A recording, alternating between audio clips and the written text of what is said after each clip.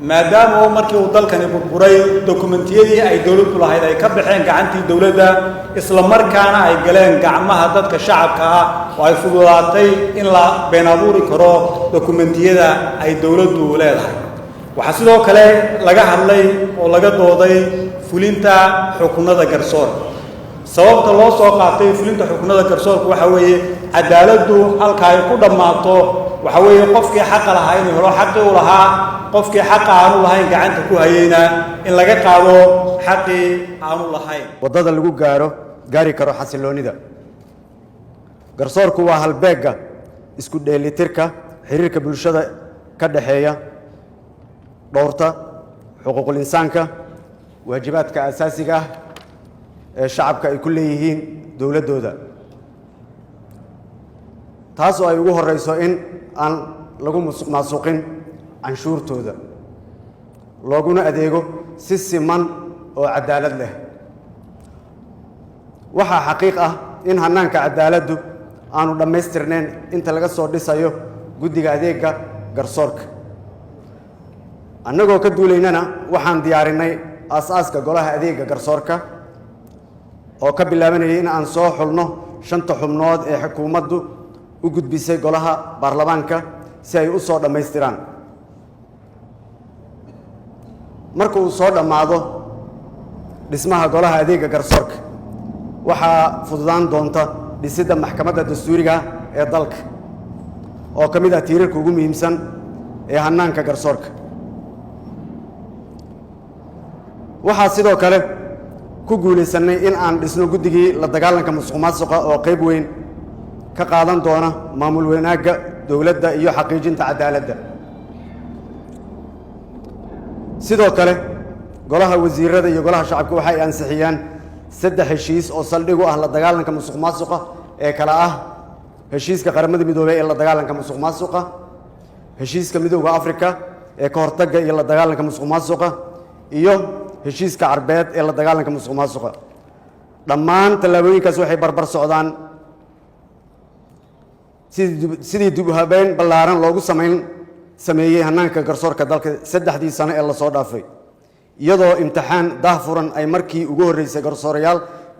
kaga mid noqdeen heerarka kala duwan ee maxkamadaha heer federaal iyo heer gobol imtixaankaas oo ay qaadeen khubaro ka tirsan bahda garsoorka dalka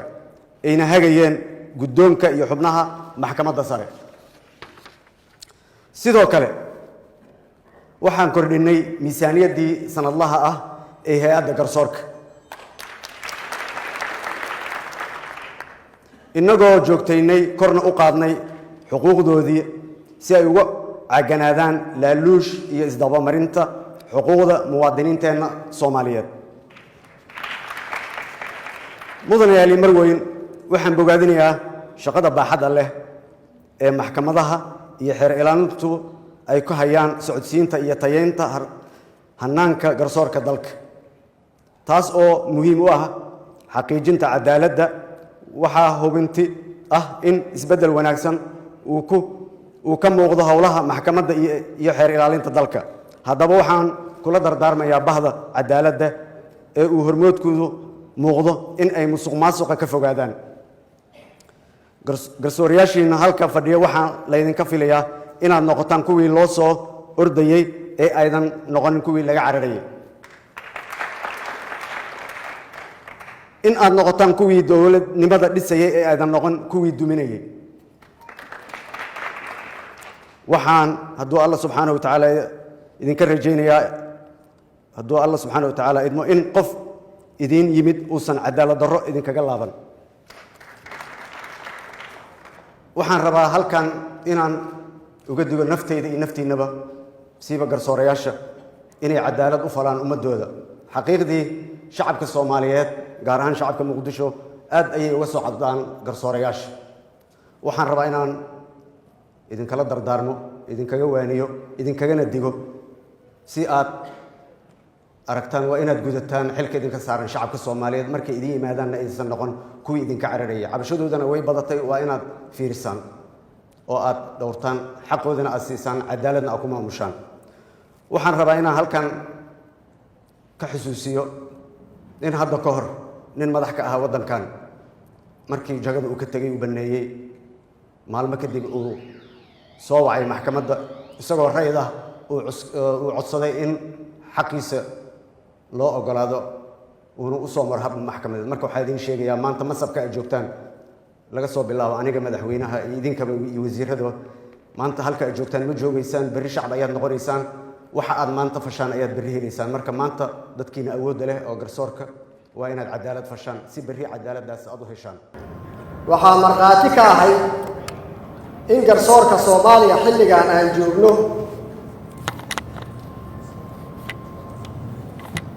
ay ku socoto dib u habeyn,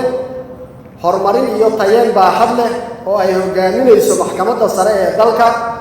waxaana muuqata in hoggaanka garsoorka dalka ee maanta joogo hadduu helo gacan siinta iyo gacan bannaynta uu u baahan yahay in dalka iyo dadka Soomaaliyeed u horseedi doono dhismaha garsoorka aan hiigsanayn. garsoorka shirka sanadlaha ah ee garsoorka dalka waxaa ficlan loogu talagalay in lagu soo bandhigo waxyaabihii lagu tiigsaday sanadkii tegey oo horumar ah iyo in la isku sheego caqabadihii ama culaysyadii jiray si looga gudbo horumarkana loo laba jibaaro caqabadahana looga hortago. sidaas darteed shirku waa shir aad iyo aad muhiim ugu ah garsoorka waana sidaasi sababta loogu dhigay xeerarka uu leeyahay garsoorku sida loogu dhigay sababtaas waaye. intaas kadib markii loo gudbo dhanka garsoorka ciidamada qalabka sida sanadkii tegey ee 2020 garsoorka ciidamada qalabka sida waxaa la horgeeyey oo dhageysi garmaqal ahaan loo geeyey 342 gal dacwadeed oo loo eedeeyey 538 eedeysane. dadkaasi waxaa xorriyadoodii helo oo dib dembigii iyo eedii loo jeediyey loo waayey